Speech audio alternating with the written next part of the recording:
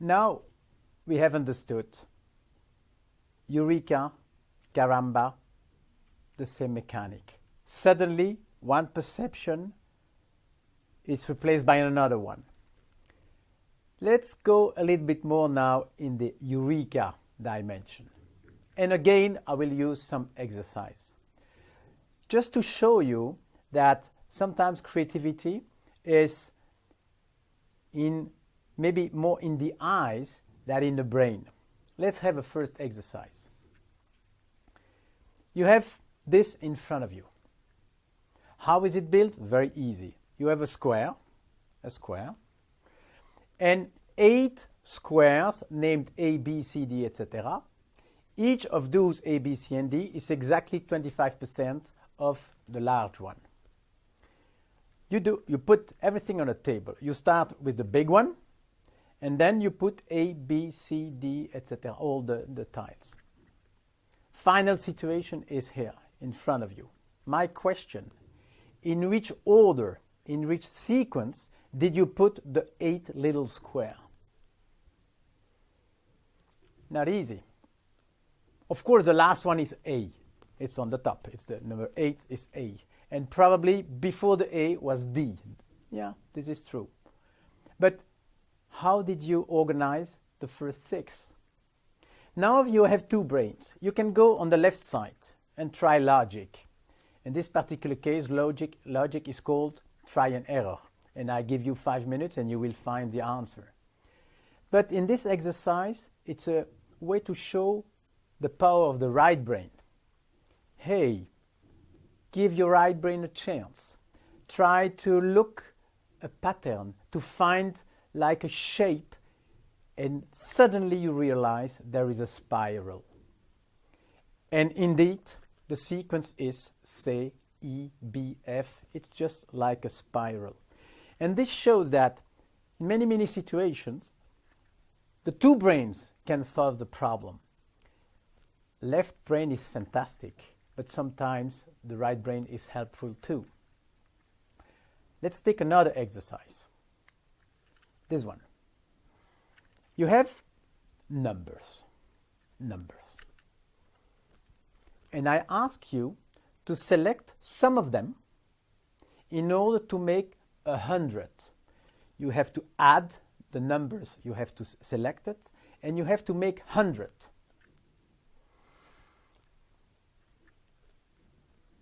Not easy. And then you try. What are you doing? You try, and you try, and you try, and you don't find. Give your right brain a chance. Ask your right brain to see something you haven't seen before, to challenge an assumption. And in this particular case, the assumption is those numbers are random.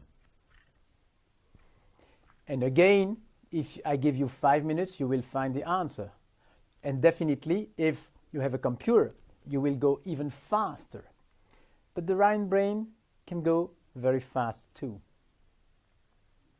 Is there something special among the 12 numbers? Yes. Those are multiple of 3. And then you come, no, not all of them. 53 is not. You're right. But this is exactly the mechanic.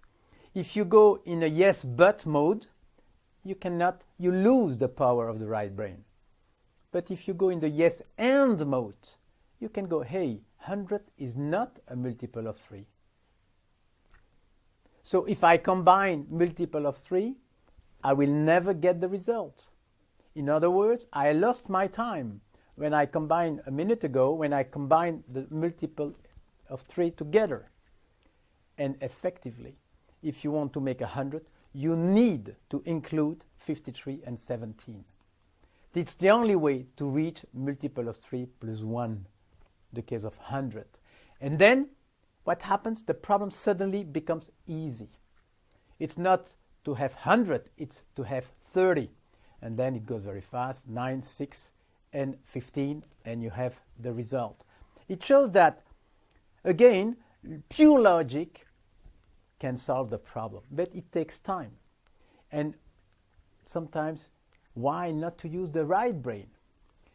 Another exercise, a bit the same, is imagine Wimbledon, tournament, simple, man. Bon, you have 64 players. The question, how many games? Final included. If you use the left brain, okay, 32 plus 16, yeah, and you have the answer immediately. But there is a right brain answer. What's the goal of a game, of a match? It's to get rid of one player. So you have 63 games, because you only have to keep one, who's the winner, etc., etc. So maybe a last one for this video. You have in front of you a square, even two squares, organized the way here. The question is, what's the surface of the shaded area? Again, I give you 5 minutes, you have the answer. But you can go very fast to the answer. How? By, strange, forgetting the 60 degrees. In this example, the 60 degree is an information you don't need.